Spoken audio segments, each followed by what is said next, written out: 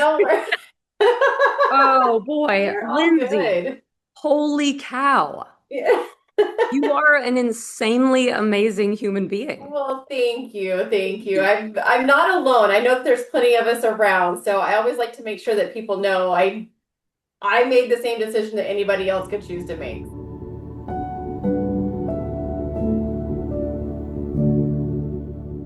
Where do we even begin with a story like yours? I'll begin with this. I'll say one Okay. thing, which is that you are, aside from all of the incredible things you've done, a living donor. Mhm. And I am a recipient of lungs, as perhaps you know, but I don't know my donor. And so I have to just say thank you on behalf of me and Aw. anybody who has received an organ. Yeah. Thank you, because it's people like you who save people like us. And I can't personally thank my donor, so I'll thank her through you. Oh. So Well, thank you.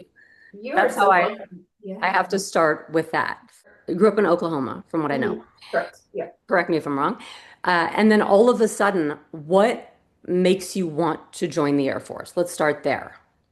So my grandfather had always encouraged me and my cousins to consider the military. So Hmm. he was career Air Force. So he spent over 20 years um, and it was something that was Mm. really just a part of his story. And so a lot of the family members that I have did not serve.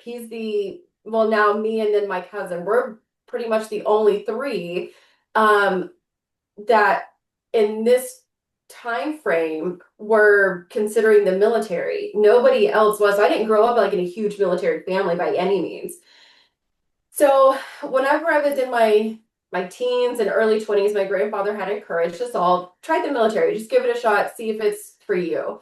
Well, I was very ignorant at the time in my early 20s. And so I was like, oh, no, no, no, I can't do that. I would never do the military. That's just not for me.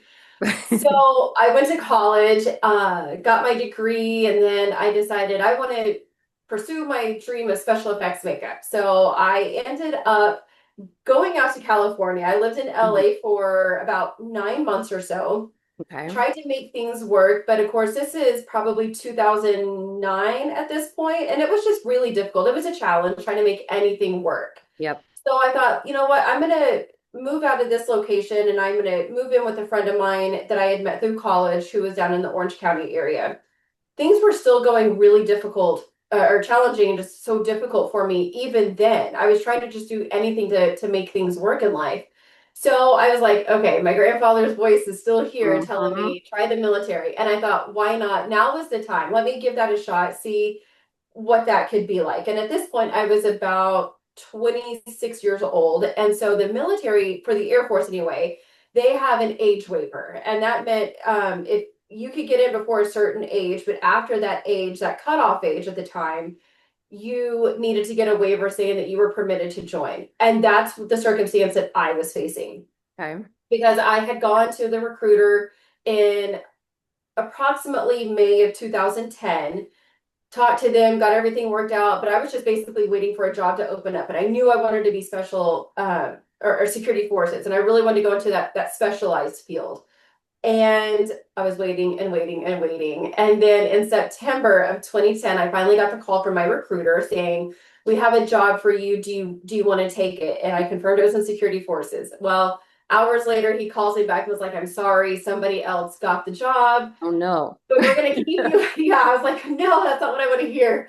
So I was like, "Okay, well, God's going to put me where I need to be at the time that I need to be." My faith was very strong, still is, and I knew that there was timing is his thing. That's what God's going to Hmm. do. So I'm not going to go off of what I want. I'm going to go off God's timing. Hmm. So a couple weeks passes by in September, and then all of a sudden I get this call on a Thursday or Friday morning from my recruiter, and it was early. I was getting ready for work, and it was like 6:30, 7 o'clock. That man did not call at that time ever. Hmm. I knew that something was going on. And he said, "We have a job that opened up for you in security forces. Do you want it?" And I said, "Are you sure? This is Right. mine." He was like, "Yep, it's yours. You don't have to go through this anymore. It's yours if you want it." So I Wow. said, yes, I accepted it. My dad flew out that Hmm. next day and packed all my stuff up. He took everything back to Oklahoma from California, and I went to basic training that following Tuesday.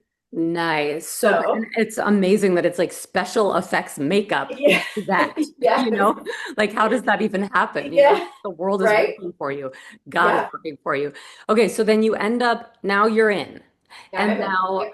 your whole life is completely changed. Yes, yes. And are you like, "Oh my God, what have I done?" Or are you like, "This is the most incredible thing. This is exactly where I belong right now in my life." A mixture of both. I was Yeah. still like, what am I doing? Why did I do this? Yeah. How did I get here? I was really just had all these different emotions, but I was so grateful. I was so Mm, grateful going through basic training and then our tech school for security forces and getting into my first duty station, which was at RAF Lakenheath in England. I was so excited. I was really thrilled because this was the whole reason I got into the military in the first place. I wanted to go travel. I wanted to do things and experience different cultures and yes. just really immerse myself somewhere in the world, wherever that may be. And I was grateful for the time that I did have in England. I met my husband. We Mm, got married in England, and his orders are what took us to Georgia. So we had a really great adventure the time that we were there. And I am so thankful for God's timing because mm. had I gone the time that I wanted to go, none of these things may have ever followed suit in the way that they needed to. So I am so grateful and blessed with the career that I had, the 6 years that I did in the Air Force, because I was traveling and I got my master's and I got so many benefits from it that I could never repay in just a thank you. And so Mm. that's kind of what led me into my career in social work. Very interesting. And the fact that you met your husband and how the whole thing works. And is he Yeah. still in the military? Yes, he He's still in. served. And then when you left, and I know we're going to get into the next stuff, but when you left, was that because, well, I should really ask you why? Why Yeah. was it 6 years and then you decided to leave? Or did you decide? So, Yeah. yeah, so it's kind of weird the way that the military works as far as me wanting to retrain into a different career field Hmm. and the time that we were doing our permanent change of station or a PCS. So it was coming upon that time I could either extend my enlistment or I could re-enlist or I could do a change of career field altogether. Okay. I wanted to do a change of career field because now having my husband Mm, and our fur babies and our schedules, it was tough. It was really hard because I'm working a 12-hour shift. He's doing the same, but our days are probably 16, 17-hour days, wow. depending on what things are going on that day Hmm. of shift. So it's not just 12 hours. It was a lot more than that. That started to impact us as a couple because we're basically high-fiving on the way in and out the door because Right. we may be working a different shift. Yep. We could have something else going on. So we were able to finally get synced onto the same shift, just connecting with our supervisors. But even that was so hard because we're still working at different times. Like I'm starting at, 6 a.m. or 6 p.m. and he's kind of doing a little bit different, but it wasn't an ideal lifestyle. It was very difficult. And doing that for a few years is Yeah. hard because we were together for about 2 years before we got married. So this Okay. is, a lot of time that we've been doing this together. So Hmm. when it came time for my enlistment to either be extended re-enlist or to cross train, I said I want to cross train. I still want to stay in, but I want to cross train into Okay. something else. Okay. The other challenging point being overseas is that retrain window is somewhere here, Hmm. wherever that may be, you never know where it's going to happen, Hmm. especially being overseas. And then your PCS window. And both of those have to align perfectly. And if they don't, you basically are screwed. You just have to Hmm. keep the career that you're in. And then whenever you PCS, you just have to maybe try again that next cycle, whatever that looks like, whenever that could be. So my retrain window opened up and it was open for about 2 weeks. Well, that's not normal. Usually it's open for much longer than that. But I had two Hmm. weeks and all of a sudden it closed. And I was like, this isn't what I wanted. I wanted to stay in and I wanted to do something else. So that's really what pushed me into thinking, I really don't feel like I have any other choice. It's just time to get out. Right. Yep. God again. I Hmm. really feel like if it's meant to be for God's timing and his plan, he's gonna make it happen. That's right. So you've This come is to the right not, place yes, yes. for Like it's that just belief system. Exactly. right. Oh Right. my And gosh. Yeah. everything kept shutting in my face. Every single avenue I would go down. And I was like, maybe this is just not what I need and want at this time. Maybe I hit my point Hmm. of life that I needed to in the military. I got what I needed out of it, and it's time for me to move on. And so that's what I did. And I was devastated. I was Really? yeah, I Mm. had a whole plan of doing 20 years or more. Wow. So for that to be Okay. cut short at 6 years, I was like, why? Why? Right. I was so upset. I was excited, but I was mad, but I was Mm. happy a new journey was starting. It was like all these things That's were yeah, true at the scary, same exciting. time. Yeah. Exactly. The you before, right? Because I always wonder this when you enter the military, and I think that I have the answer, of course, but do I? Who you are before is who you remain, and because of who you are before you enter Hmm. that career path ultimately is in sync with you in the sense that, Yeah. some people say, well, the military kind of makes you this or it makes you that way or it makes you, sure, it helps in those ways with discipline, with structure, with Right. all that. But ultimately, you're attracted to that. So Hmm. I'm always wondering about that, when people say, well, the military made me this way, Yeah. is that true to you or is that who you were going in? And then that just sort of brought all of that out in you, meaning that it was the right path for you at that time. Yeah. I think it was me. I didn't know it was Mm. me. Right.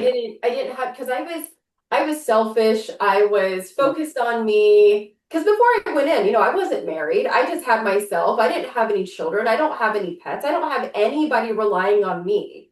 So I Right. was still in that mentality of me focused. Hmm. Because, before that I was in college. So again, still doing whatever I wanted to do. Hmm. And I never really took it upon myself to really consider what else do I have asset wise that I can give back and help others. I just wasn't there yet. But the military is what pushed that. And I really think it took it out of me to go down this avenue that I've eventually been down and realized, okay, this has been me the whole time. And it took these things to finally come to fruition. Yes. And in a way, drawn to that purpose. Yes. Yeah. Yeah, Then you exactly. followed it. And as you're saying, you Right. trust it. Yes. And I understand that completely. Yeah. So now you're having a new life. Now you're out. You found your Yep. husband, which is amazing. You've now found Oh, you've now, I mean, found not so much, but like experienced this purpose and that, which then leads you to the next phase of your existence. And now, again, correct me if I have like timing wrong, but the next phase of your existence being that you all of a sudden come out and you're this new person and you decide you're going to save lives in a completely different way, right? So, Yeah. tell me how, like time wise, you leave the military and then when do you then decide I'm going to help save lives in a different way? So I knew from my second deployment Hmm. in Mm. Djibouti, that's where I was working on my first master's degree. So I was focusing in human relations. Okay. And that deployment really showed me just how incredible helping others can be and what other people are going through that you may never have experienced otherwise had I not been in this deployed Mhm. location. So I was seeing people who were seeking asylum from the Syrian war, from who were hungry, who were thirsty, who were destitute. I mean, it was a pretty sad location, but you're still seeing people with such a high spirit and just Mm. really doing overall well as far as their mental health. Now, physically and sustainably, maybe not so much if you're just looking on it at it from the outside. But I was like, these people are happy and they're grateful and they're just living life with a lot of purpose. And so that point inspired me to look further into a career in social work. At the time, I had no idea that's what it was called. I was just like, I Hmm. feel like that there's something else I could do with this degree. I just don't know what. Right. So after I separated in September of 2016, we ended up at the same time moving here to Georgia. So it was an exciting but also really hard transition for me Mm. because like mentally you're like what I don't know, this is me, this is who I've been for a while even though it's 6 years. it still had that much of an impact on my life. Yes. And so getting out, I was now one day in the military. The very next day, I'm home and I don't have to report for duty and I don't have to put this uniform on. Now, what do I do? So Yeah. that really messed with my mental health a lot. At the same time, I had an undiagnosed traumatic brain injury that I was Mhm. still battling and not quite sure what was going on there. Mental health with depression and anxiety. So all these things now kind of started coming up, and I was very ill prepared for all of that. Hmm. So the best thing that I did to cope with it was decide, okay, well, I'm going to go back to school. Now I got this time Hmm. to go back to school and get a master's in social work. And so that's what I did. I knew that that's what I needed to do because all the doors were shutting career wise. I feel Mm. like I applied to hundreds and hundreds of places for anything. I didn't care what it was. I was applying to job after job after job, and nobody was calling me back. Nobody wanted me to come in for an interview. Nobody was responding even. And I was like, what? What more do I need to do? You know, I was like, I have a bachelor's degree. I have a master's Right. degree. I have It's like, military hello. experience. Right. Well, hello, I Right. think I'm a good catch, right? Yeah, Like, exactly. What else do I you don't know want? what else to do. So that to me showed me, okay, now take this time for Mm. you. You need to heal mentally and physically. Don't go try helping other people when you Mm. haven't helped yourself and you haven't done what you needed to yet. So that was another God number two coming in, you know, with his second. Yes. Nope, nope, we're gonna shut these doors because you need to focus on you. Now's the time for you to be able to heal. And that's what I needed. That was the period I needed. And so during that time in social work, I ended up having to get a couple of internships for my degree. Okay. One of those was me deciding I want to do something in the political spectrum. I don't know Mm. what, because I don't want to be like that kind of person that's running for office, but I just want to Right. be somewhere in Make a this space. change. Yeah. Exactly. So I ended up applying and just calling my congressional office in the district that I live in Mhm. Georgia, saying, "Are y'all need any help with internships or just people coming in?"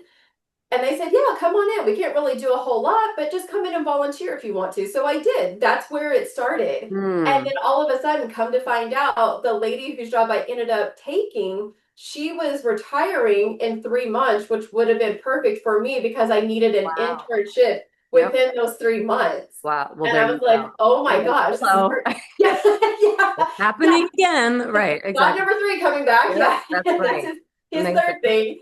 So he not only then provided me a job, he provided me an internship. That's what led me to organ donation because Hmm. a few years later, and I've been there for probably about going on 3 years, I think, at this point. Okay. And I saw an ad. We had never received this before ever. We received a Military Times magazine, and I happened to flip it through just to see what was going on. And my supervisor was like, "Hey, you were in the military. Maybe you'll like to Right. read this." And I was like, "Sure, just set it Sure. on my desk. I'll read it Right. later." Didn't think about it like any the rest of that time. And I was like, "I'll read Mhm. it later." And then later came, and I was like, "What in the world is this?"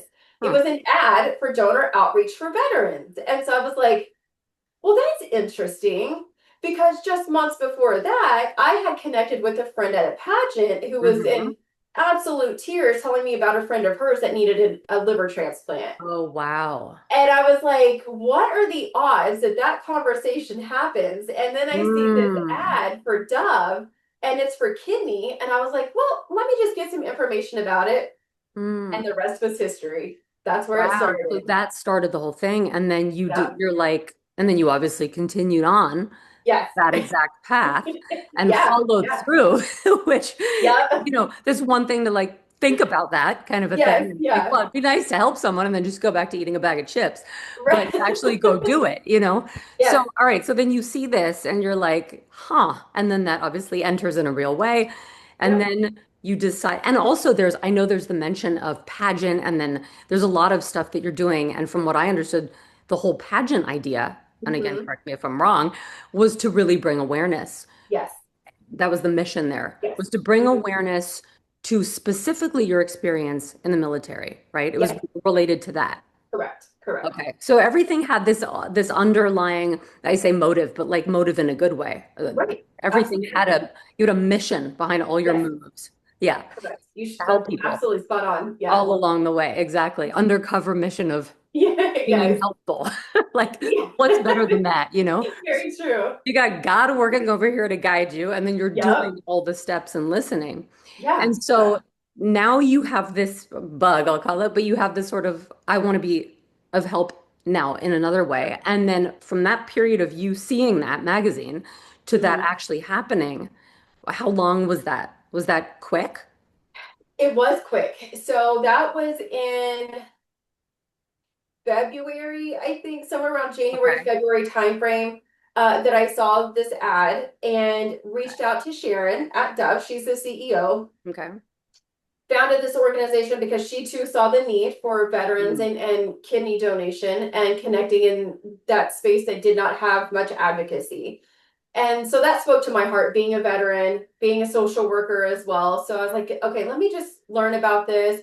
So once we had our intake and the ball started rolling, and she passed my information along to Mount Sinai in New York City, mhm. because that's where I had chosen to go through with the donation. She had some options, and that was the one I was like, okay, I'll do Mount Sinai. And Mount Sinai contacted me probably it wasn't very long after, I can't remember, but it was within a matter of weeks. They contacted me back and we had a discussion. Things started going from there as far as next steps. And then I had the full on, they call it the $1 million workup for us donors. So I had the Mhm. whole workup when I flew out to New York City to have these tests done to make sure that I was a viable candidate. Because Yep. you can go through all the home testing here as far as, like urine, going to get blood taken, but then you still have to go through a list long Wow. amount of things to really get through to the final part of determining whether or not you're a good candidate. So I flew out there in, I want to say it was maybe March or so. So all this is taking place pretty quickly, honestly. Like it was pretty fast. So flew out there, did spent the whole day out there, did what I needed to, and then flew home. And then Mm. it was just a matter of waiting. And I was like, Wow. oh my gosh, like I was in such Oh, anticipation, waiting to hear back what a from the crazy. donor team. I was like, oh my gosh, oh my gosh. And I was praying so hard. I was like, God, please just let me be that person for somebody. That's who I want to Mhm. be. Wow, that And almost like makes me cry because I'm like thinking of myself on the other end. yeah, It's like I can't really it did. It's just oh, it's crazy. Well, it's such a different person. It's like two extremes in complete yeah, opposite it directions. is. It's a Yes, miracle over here and it's a miracle over here. But for you to mine is praying for my life to be saved and you're praying you can save a life. So yes, it's unbelievable. And again, like it's the wrong word. I don't have the words to yeah, describe that kind of generosity that you have experienced as you. Like, how do you even, your shirt, be kind? I'm like, it's everywhere. But yeah, how do you do that? How do you, it's so selfless that it's almost inconceivable, right? Because as human yeah, beings, we're yeah, so like, sure, we want to help people. I want to help people. I don't want people to feel hopeless. That's the biggest thing for me, right? I say it's really corny, but it's not because when you lose hope, you give up basically. right, So right. the maintenance of hope, maintaining that hope Yeah. allows you to do the actions necessary to keep yourself alive and to have Uh-huh. perhaps a different future, right? But Right. how do you do that?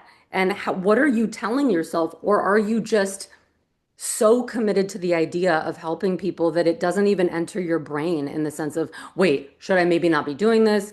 Mhm. Basically, all those thoughts that come into our brain. What am I doing? Like, am I crazy? What if something happens to me? Have I lost it? Like, or not that at all. Yeah, And you're just yeah, so committed to that that it's so far beyond all of the chatter in your brain. You know what I mean? Where are I you in do. that I psychology? do. Yeah, not one part during this whole process that I ever stopped to think I'm not going to follow through with this. I'm going to Mhm. do it.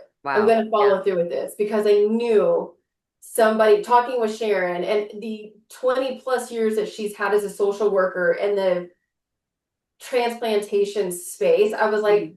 I can't not do this. I feel selfish if I say no. Wow. So if I just pull myself out of this process, Hmm.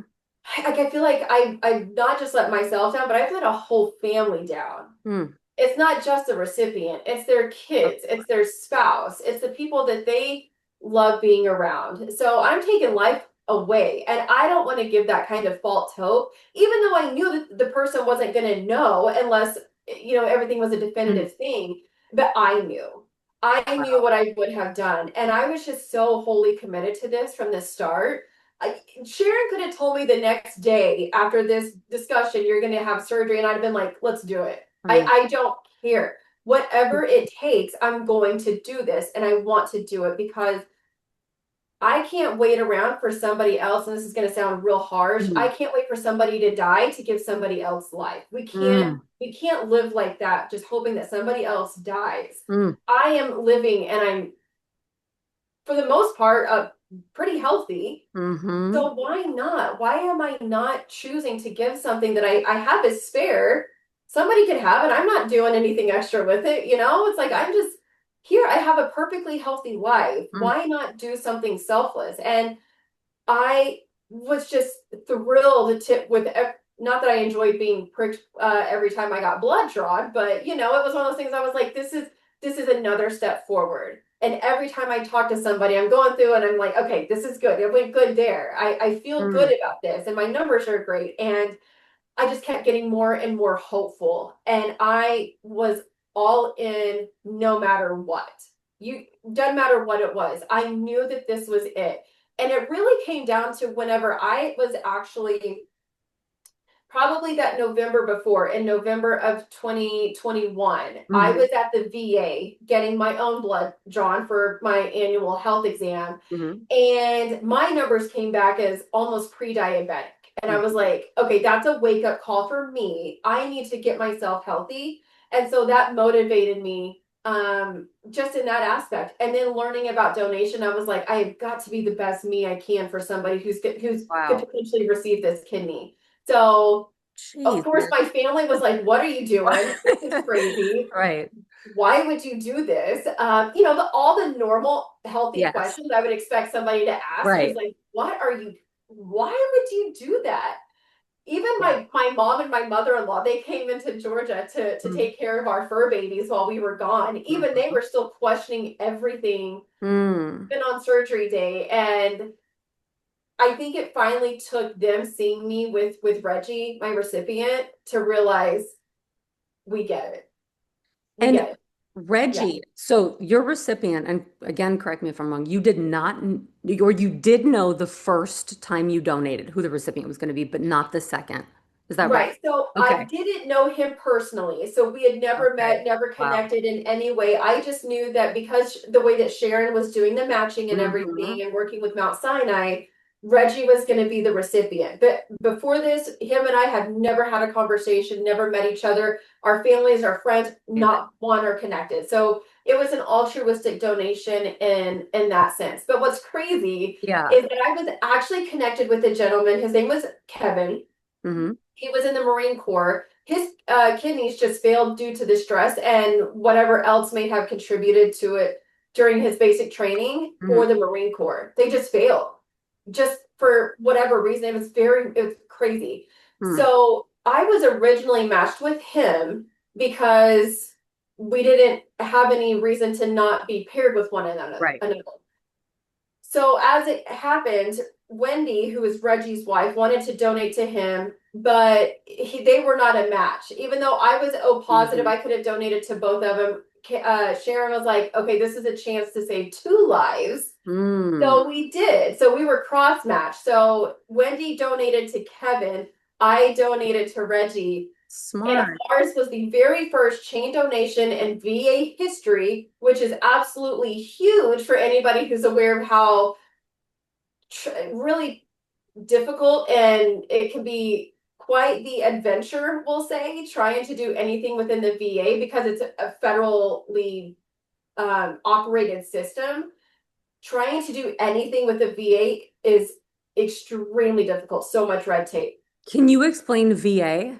Yeah, so it's the Department of Veterans Affairs. So I and Wendy donated, or me and Wendy donated at Mount Sinai. So because we're civilians, I could have donated at the hospital, but we were at Mount Sinai. And then Reggie and Kevin donated, or excuse me, had their transplant at the Bronx VA in New York. Okay. That's how it worked out. That's how, because both of them being veterans were part and registered within the VA system to receive their transplant. And it's, as I'm sure you know, a lot of people will register at different locations for their Hmm. transplant. Hmm. And theirs just happened to be picked up first with Dove and me and Wendy. So that's how it worked out. Interesting. Well, there's actually a lot I don't know because in my case, it Yeah. wasn't done the normal way. It was What? done the Oh my emergent God. way, and I was in the ICU and I didn't know what was happening.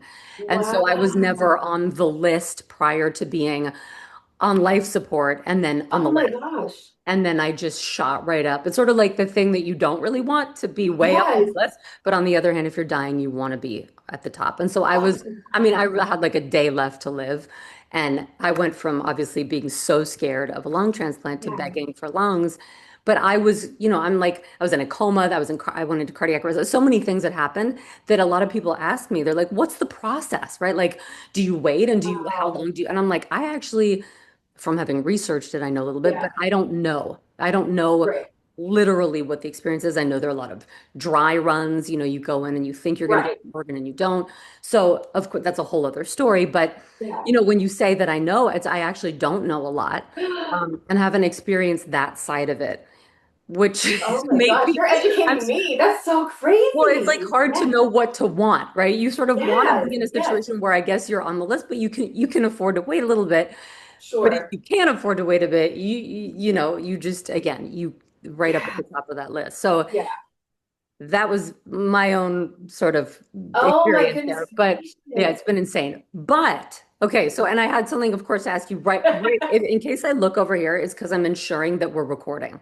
Just Yeah. so Yeah. No, you're see good. my You're good. eye, like compulsively looking. I'm not like, Yeah. gee, Lindsay, get on with your story. I'm like, You're are good. we You're good. recording? Okay. You're good. So, no, I wanted to ask you something, right? Oh, the thing that I wanted to say, of course, we can move to the next thing, but it's just like there's so much in every story you have. We could talk for 25 hours, right? Yeah. 25. One whole day and 1 hour, apparently. It's very specific.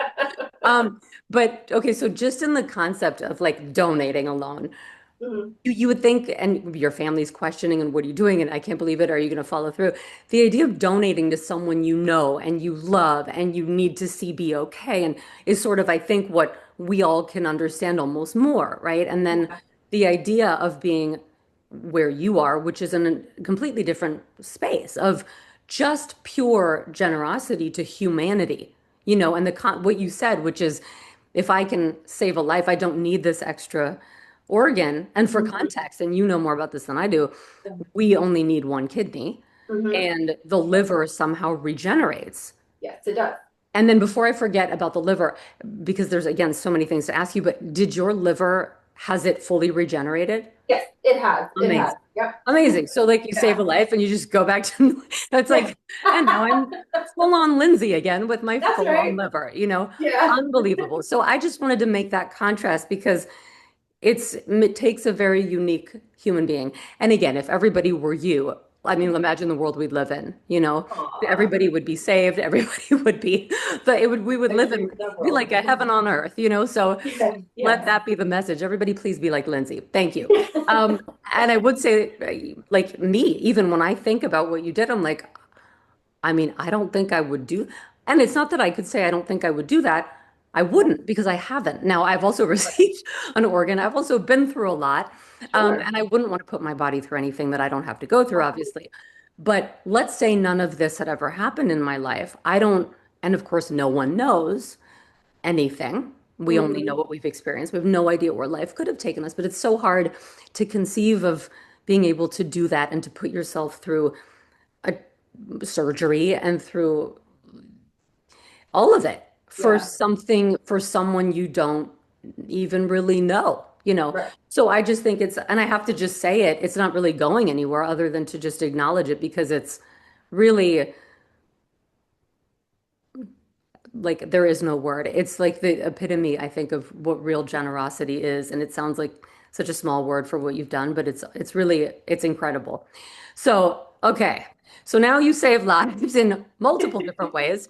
You go from Yeah. this first giving of a kidney to Mhm. recovery, which just for context for people who decide after watching this that they want to do the same thing, what should they think? Is that a huge deal in the sense of you're recovering for a long time? Is it extremely painful? Is it relatively easy? I mean, I would imagine not, but how does that work in terms of recovery? So recovery is, I would say after 2 weeks is whenever I started to feel better. Okay. The first few days out of surgery are tough. I'm not gonna lie. Like it's a surgery. You're having a major situation go on the inside that they're removing an organ. And so it was really weird after I woke up from anesthesia and I was like, there's flies in my You were face. like chasing flies. She's like, that anesthesia really made me see flies, you know, Yes. reenacting it. Yeah. You did Yeah. not see flies after surgery. I Yeah. did not see flies after surgery, no. But what had happened was I felt this gap in my left side because I donated Mm. my left kidney. So I felt this vacant space, and it was very weird feeling. It was kind of odd. Didn't anticipate it, but it's like I have this cavity right here that doesn't Mm. have anything in it. And so Mm. that feeling eventually went away, but that was one of the first things that I remember happening. And then I was just extremely sore. With the kidney, I had both the laparoscopic and then a traditional incision. So I had the laparoscopic to do the bebop boop, whatever they did on the inside, Okay. and then the C-section, which is about I have a scar about the length of my fist, around the C-section area is where they actually removed the kidney. Because if they had gone through the side, it would have been so much more painful Mm. and more difficult recovery wise. Mhm. So that's why it was removed where it was. And you're just so sore front and back because your whole abdomen's been messed around with Yeah. and things are trying to settle back into place. And then because it was laparoscopic to start with, they pump your body with air to help expand it. Wow. So they have room for the robot arms to move around within your body. And that was pretty painful because you have all the and not in a sense of like, oh, this hurts, but it's trapped in your body and it Mm. starts getting up into your shoulders and your back area and you're just trying to get rid of it through It's the air. It's like, natural ways of yeah, expelling air. it's Yeah, and so I was right. It's uh, massive gas pain. Yeah, yes, it was like a lot everywhere. of gas pain. Wow. So I was I mean, you have a lot that you're trying to understand and figure out, but I was hungry. I was starving that Hmm. like as soon as I woke up. And same whenever I had my liver surgery too, I was Okay. extremely hungry and I was just ready to eat. And it's just taking it one step at a time Mhm. because you're trying to compensate for walking with your back. And so your back is doing all the heavy lifting. But at the Mm. same time, you're hunched over because your stomach is so sore. And so you're walking like real feeble. And I had to have a wheelchair, I had to have a walker as well to help support me because I was just exhausting my entire upper body. Mm. I don't know what I was trying to do, but whatever it was, I was trying to do it and feel comfortable, and nothing seemed to be working out. But it just takes time. It just takes Yeah. time Like an, to walk it out, and that's what I did was just walk. I walked the transplant ward for recovery many times a day. After mhm. I was discharged, I was walking. So walking is truly the best medicine, honestly, and I think a lot of doctors will say that too. Yes. Movement, any type of movement, and so it was just that slow movement. But then I started feeling better. And the challenging part though was mental health, me not trying to rush myself to get back to where I was because Mm. I was that gym person. I was the person that was real strict on my macros and drinking my water and wanting to do 75 hard and all these things. And now that was cut to a halt. That Mm. wasn't going to happen. But I was seeing people in Central Park while I was there, like these super, super old people running marathons. And I was like, Right. You're I like, want to do I that wonder too. what happened to me? Right. Yeah, Right. yeah. So I had Yeah. that mental health block, and that took some time to get over to give my body the grace to Mm. heal. And so it was flipped for my liver surgery though. For liver donation, Hmm. that was very painful. I have this massive scar. So for anybody, I have it from here. I'll step Hmm. back. It goes from here all the way down to Mm. right here. It's big. Okay. And so that was opened up obviously the traditional way because of Mhm. the way the scar is. And so imagine I, I don't even know how to describe it if this is even going to do it justice, but it's like doing abs all the time, nonstop, never having a break, and just Mm. trying to also get up and just do things. And you're sitting here like, I can't wash my hair, I can't bathe myself, I Right. can't shave my legs, I can't do anything. And that was difficult because now I'm also starving because my liver's regenerating. It rapid Mm. regenerates in 2 weeks, and then Need to take yeah, in. so I'm taking in all these nutrients. I'm so hungry, but I am so exhausted. So all of that was happening. I'm bloated. Hmm. I am not in pain, but because I have a high pain tolerance, but it was just a massive uncomfortable feeling. I had the sloshy guts where my tummy was just again, everything's trying to resettle. So I Yeah. couldn't lay on my side. I was just like laying on my back like a mummy, but I was like, oh, this is uncomfortable too. What do I do? I couldn't sleep. So it was a rough couple of weeks, but again, Yeah. after 2 weeks, I was I was good. I started feeling better. And are you thinking during that time, what again, I'm still asking you the similar question, but You're good. because I'm wondering if at any point during the process, I'm just grabbing chapstick, very For important. sure. If you're thinking to yourself, uh-oh, why did I do this? Like, especially while you're Mhm. recovering and it's painful and you're going through that feeling, Oh and then yeah. you're seeing everybody running in the park and you're like, oh Mhm. no, why did I Mhm. do this? Or Oh not. yeah. Yeah, Yeah. you did, right. Okay. She's like, yes, I'm Yeah. human. Hello. Right. Both Yeah, times. Both times. right. Yeah. Okay. I asked myself You're that like, question. I was uh-oh. like, why did I do this? Yeah. Because with the Okay. Yeah. kidney, I didn't have an epidural. It was just the Mm, morphine drip that I would okay. use whenever I was there. So you felt more. But for the liver, I did have a morphine drip, plus I had an epidural. And the epidural was incredible. I don't have kids. I've never Hmm. had Hmm. children either overall. Um, so I didn't know what it was like to have an epidural. And then I had one and I was like, this is amazing. I don't feel anything. This is fantastic. Take one I every think day, right? yeah. Yeah. I was like, I see why pregnant ladies Mm, who are giving birth want an epidural. This is great. And then yeah. after they took the epidural out, probably about 3 days after, Hmm. I was like, oh, holy Right. crap. Do Oh it my God. again. Now, Right. Put yeah, it back. I was like, Right. now the pain is starting to kick in. Now I'm setting into reality because Anthony, my husband, was like, this is too good to be true. Like, you're feeling Exactly. too good. Exactly. This is a Yeah. commercial for epidurals, right? Yeah. Just use an epidural, Yes. right? Your life will Yeah. change for the better. Yeah. Yeah. But I did. I asked myself that question. I threw in a few explicatives with it as Hmm. far as, like, why Hmm. the F did I do this? Because that's Exactly. Yeah. exactly how I was feeling. Right. And I told Sam that too, my Yes. recipient for the Yes. liver. I was like, He honestly, Sam, probably I asked wondered, my he's wondering the yeah, same. He's like, how did you do that? yeah, yeah, Yeah. yeah. She was like, "What?" Well, I totally get it. I would have too. And I was like, it was a different kind of pain, but my body was. It was like it remembered what it had gone through Mm, before with the kidney, and so I was able to just again recognize some of these things that were coming up. But I was so much more mentally prepared and understood and right. realized I am not rushing this recovery. I am taking it slow and one day at a time. And it's also interesting because you'd come from military training. So it's, Yeah. and I talk a lot about in a completely different world of health, the training for the Mhm. thing. So in Yes. my case, it was 12 years of, living with two fatal illnesses and trying to get through Yeah. that and the mindset you need to be in to get yourself Right. through that when you're being told that there's nothing that can be done and you're going to die all the time, Yeah. right?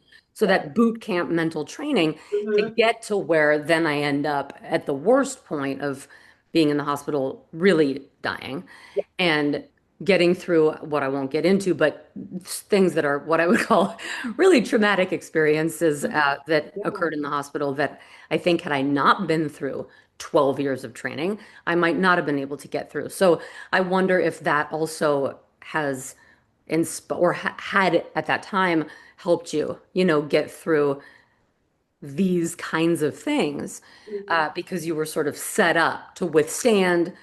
You had your mind sort of in the right place to handle this kind of thing and not go crazy and just be Yeah. like, well, do you think that that did? help? I Or do you, do. I do think it helped. Yeah, I really do because it was teaching me my patience, but it was also Mm, teaching me that resilience that if I can get through this, I can get through anything. And right, just remembering this is temporary. What I'm going through is temporary. There's right. somebody out there whose life would have ultimately died had it not been for my temporary pain. And Yeah. I'm okay with two Mm, weeks or whatever time it was going to take at the point where I didn't know how long it was going to take for me to feel better, but whatever that number was, I was okay with that, knowing that somebody else's life was saved. And that's just what I kept focused on was I did this for somebody. This wasn't mhm, about me. This wasn't about what I went through. This is for somebody else because they would have died had they mm. not have gone through this process. And do you feel inside of yourself, I mean, like satisfied is sort of a weird word to use, but do you feel that kind of peace now that you've done that? And you Mhm. don't, I mean, at this point, it's like, what else are you going to give? You know what I mean? But Yeah. do Yeah. you feel that? Do you feel at peace with what you've done and now life can take its own kind of, it can go a different way? Or, you I know, do. I do. Yeah, I feel great. I if I could go do this again, I would. Knowing what I know wow. now about the Excuse me. experiences, I would still do this again. Wow, that's And I wish I had more organs I could give. I'm fresh out. Nothing I can give until I die. wow. But Yes, exactly. but Don't give your lungs or your heart. You yeah, still need those, you know. It's yeah, like we yeah, forget, you know, I'm like, no yeah, one's donating any lungs to me, you know, and I'm like, oh yeah, yeah, that's yeah. right. They need them for Yes. survival. Right. If Yeah. anything ever came up to where I could, of course, I would absolutely entertain that idea too and do Mm, that. Until that point comes, everything's going to somebody whenever I die because that's just I want mhm. it to continue giving life to somebody. Yeah. Um, I am so thankful that these experiences did happen because now I feel like I'm in a new chapter of I did the things and now I can be an advocate and help spread awareness and I'm in a new chapter of what this phase is. And this is moving into the showing others what your body can do, what the human body is capable of, how it means, meeting somebody who's been a recipient, how Mhm. it's changed their life and what their life was like because I saw what Sam looked like before she had her surgery. She wasn't living, neither was Reggie. And you talk to their families. I mean, it's so much more than just a person. This is a whole Community world. beyond. Yeah. Yeah, and exactly. And so I am excited to be able to use what I have gone through Right. to really focus in on a really specific niche of people that most people probably are not aware of. Like, people need an organ transplant, but that, you probably don't know much more about that if you're just Right. a common everyday person who's not immersed in that kind of community, or if you haven't gone through it yourself or seen a relative or a loved one. Hmm. So now it's bringing attention. And that's what I love about this. And I'm like, yes, yes, you can do this. You Mm. check the organ donor box on your driver's license, but if you feel compelled, here's something else that you can do too. So let's Right. have You a don't have discussion. to Let's talk about just it. die Yeah, to be a exactly. donor. Exactly. Exactly. So Yes. that's now. So all of this and so much more comes together to create this now. This is the mission, which, Yes. Yes. it's similar mission. I mean, similar, I mean, like literally the exact Absolutely. same mission, Yeah. to bring awareness in completely Yes. different ways. That's the difference, you Yes. know. So that's the mission for you now. And how are you connected? And are you still connected to the military? Mhm. And what are you doing specifically to bring that awareness now? How does it translate? Yeah. Literally. It has actually come full circle with Dove. I am now working with Oh, Dove okay. and supporting the Armed Forces transplant team to go to the Transplant Games of America. So we're the first ever in its inaugural team to ever be formed that is not state specific. Because every team that goes to the Transplant Games is connected to one of the states. So we're not. We are representative of the whole military community, which Okay. is fantastic. And so we are really encouraging people to consider going to the transplant games if you're connected to the military in any way. If you're a military supporter or a family member, you can join our team. We would love for you to because we are really showing people what the military community is made of Mm. and how the military service also impacts people after they separate or after they retire. Because a lot of people are connected to some kind of kidney disease, liver disease, Mm. lung disease, or breathing issues because of their military service. So Mhm. there's so much that is really impacted by the military connection and serving that we want to bring awareness to that. So that's just one way. And then I'm also advocating and supporting the End Kidney Deaths Act, which is a piece of legislation we're trying to get passed into law. And so we really encourage people to look up this piece of legislation and try to encourage your representative and your senator to support this bill, because we're hoping that this piece of legislation will help save every life on the kidney transplant Mm. waiting list, because it has the capacity to do that through this tax break. And so that's what we're looking at. And we're really focusing it and piloting it towards altruistic living donors, because the goal is to get people to come forward. Because a lot of people will say, I would probably donate to my family member or to a Right. close friend. But most people are going to be like, I would never donate to somebody I don't know. Sure. Yep. And so we're hoping to change that narrative and to let people know this is, something that you can do. And then working with just a lot of different organizations that advocate for living donation and transplantation.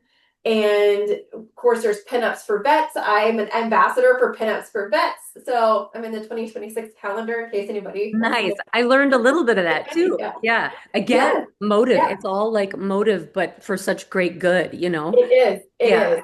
So there's, so those are the things that I'm working on. And then of course with my education, I'm Mm. now getting my doctorate in social work, focusing on psychosocial care for living donors, because I went through what it was like to maybe not feel as supported as I could have been. And not that my teams didn't do anything um wrong. They didn't. They were fantastic, but I felt like there was still something that could be done, that is an area to be explored. And I don't like the fact that, we'll donate and then we're kind of forgotten. It's like that Mm. we Hmm. it's a sad feeling, honestly. And so we need to do more to help support those living donors, because we don't want to feel like we're just expendable. Like, here you Right. go, Yeah, you got here's kidney. used Yeah, for we're your done. organ and peace Yeah. out. Right. So Yes. more so than the psychology on the back side of things, not Yeah. even when before you go through it, not Mhm. that psychology as Mhm. much. You're saying the post Yep. surgery psychology. Interesting. Yeah. If we're talking now to like we've talked, let's say to the world, right? If you can help somebody is the point. A lot Yes. easier said than done, Yes. but that's the point, right? You can Absolutely. save lives. It looks like people can be given new motives, like you're talking about tax breaks and certain things that can actually help Right. people do things that are good, Yes. um, for so many different reasons. For people that are dealing with, because a lot of people who my voice is cracking, excuse me, I'm going through puberty, but people who watch this content are either living with a chronic illness or they've Yeah. pre-transplant, post-transplant. How can, what are things that you can provide psychological tools, let's say, to, and I don't even know how to phrase this question, how can they believe something different? For example, have you had to tell yourself something different in order to get through a difficult experience? Mhm. Like, oh, I'm going to go give this organ and it's going to be a living hell. But instead of telling yourself that, you told yourself, no, whatever it's going to be, it's a small price to pay for someone's life. Yeah. How do you tell yourself something different? And then does just telling yourself that different thing inspire you to take the action to do it? How do you make the mental shift? People have asked me this in the past. It's very hard for me to answer that Yeah. because I say, well, it's just because I wanted to live. It's my will to live, right? Right. That's why I Right. decided I'm going to live when they told me I'm going to die. But then I decided I'm going to live. That means I'm going to take action in Hmm. line with I'm going to live. How do you, because you're not me, go from, oh my God, I'm not, I'm not going to give some, like, sure, I could do that, but then I'm going to be in surgery and then how do you shift that and how do you follow through with that because whatever that is relates to anybody going through any sort of challenge in this life. How do you switch the belief? And then do you believe that you then just take action once that belief is switched? If that makes sense. It's a very long question. Yeah, you're Okay, good. It's go. a it's, Yeah. it's a very complex question, and Mm, the fact that there's a lot of components to it. So the first being remembering your why you're doing something is so powerful because when you forget why you're doing something, there really isn't a value attached to it anymore. So my why was the lies that I knew, but I didn't know personally, but I understood in that humanistic element that we all live in, that we all have people who love us. We all have things that we enjoy doing. We all have something that we are living for. And whatever it was for them, I wanted them to be able to experience that because I knew that their lives were important and valued and that they deserved to be living. That what happened to them and what may have occurred for these failures to happen internally, um that was irrelevant. I just wanted to be that person to try again. And if it mm, didn't work, at least I could say I tried. I mm, did something. And that's what continued to motivate me. And then you also have the realities of life sucks. And just because you have a positive attitude doesn't mean that it's going to continue to be positive. You know, reality is going to set in, and yep. there's going to be things that just slap you in the face and knock you down, no matter how positive you are. And so you have to confront that too with the truths of what is going on at this moment, what is objective, what's happening that I cannot change.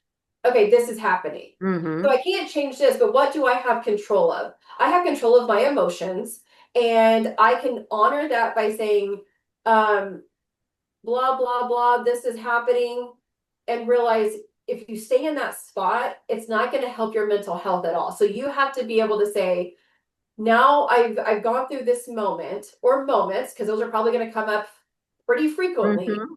But what are you going to do to change and shift what you can personally? What can you control? And that's your mind, that's your thoughts, that's what you say, the things that you do. You have complete control over that.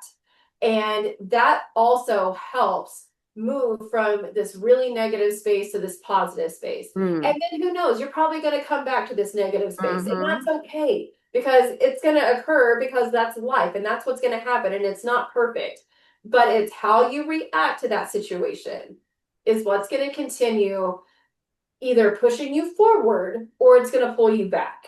And I think that that is a true situation Mm. for everyone, that's very applicable. But if you keep sitting and festering in this negativity, it's not going to get you anywhere. And so it's digging deep and realizing what is it going to take for you to realize, okay, I got to snap out of it, I got to do Mm. something, I have to make a change.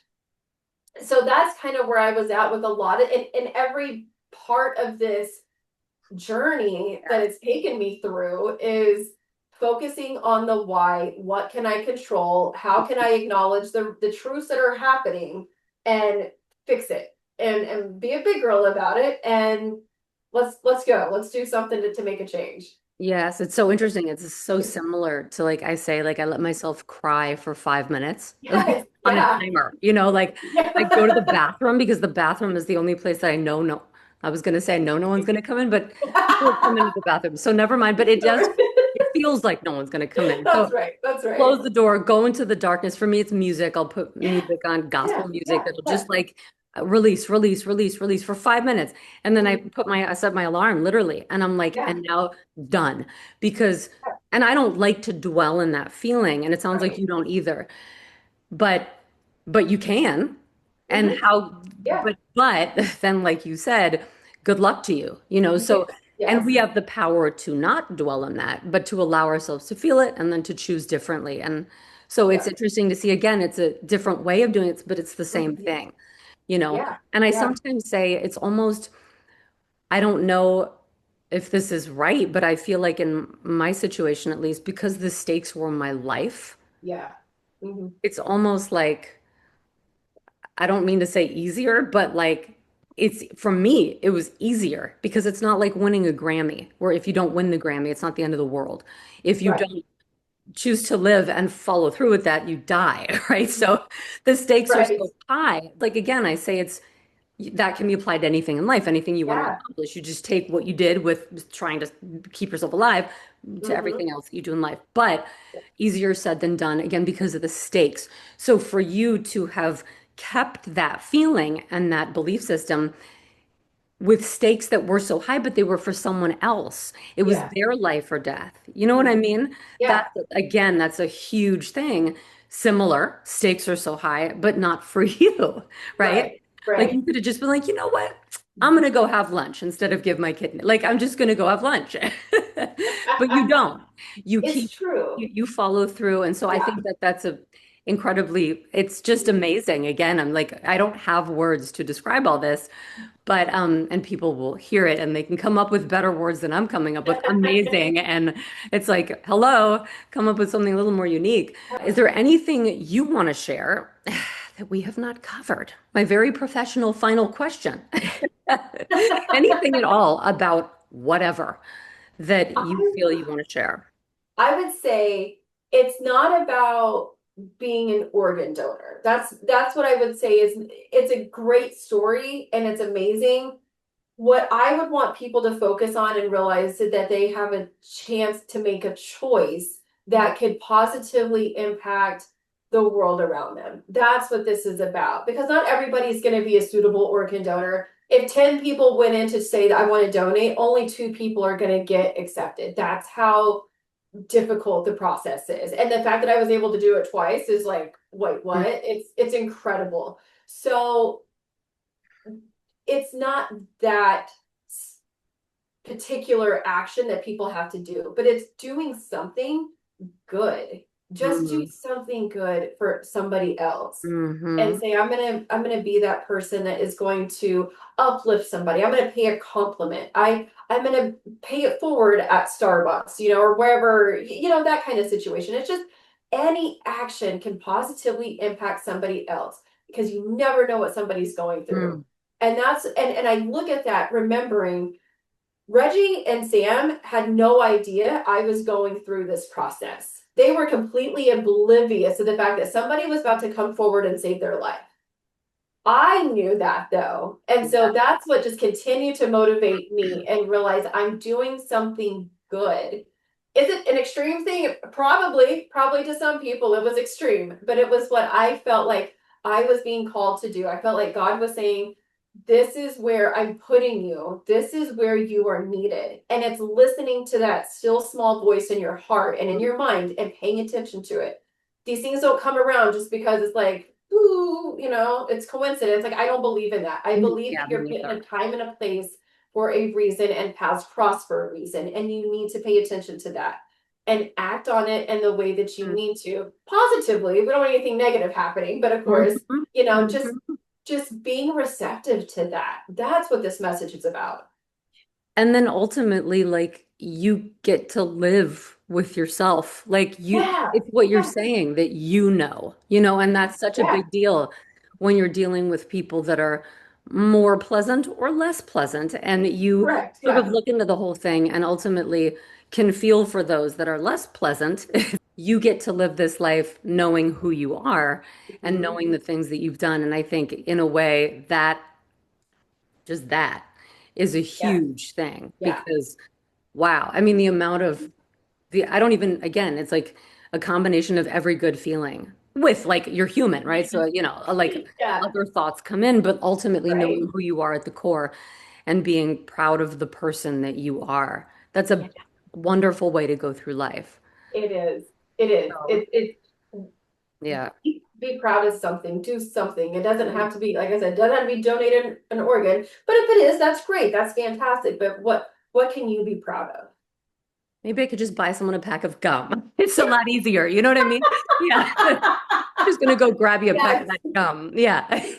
And I didn't know it was not long ago that I learned. I was like, I don't even know if I know now if I could be a donor after having Yeah. received organs. And I learned that I could, so now I am, but I can't give my lungs. So Right. you can't give given organs, which is an interesting thing, or I Yes. should say, can't Yes. give donated organs, Yes. is a Yeah. whole other thing. I wonder why. Right. Hmm. I wonder why. But anyway, that's a whole Yeah. other question. Um, You're right. thank you. Wow. Thank This you. was really interesting and very informative and very inspiring. Oh my God, it was Thank everything. you. Um, Thank you. You're amazing to talk to, and I am so proud and honored to talk because I love talking to recipients as well mm, because you get a whole different perspective. Because mine was I'm healthy, I'm good, surgery done, and I go on and live life.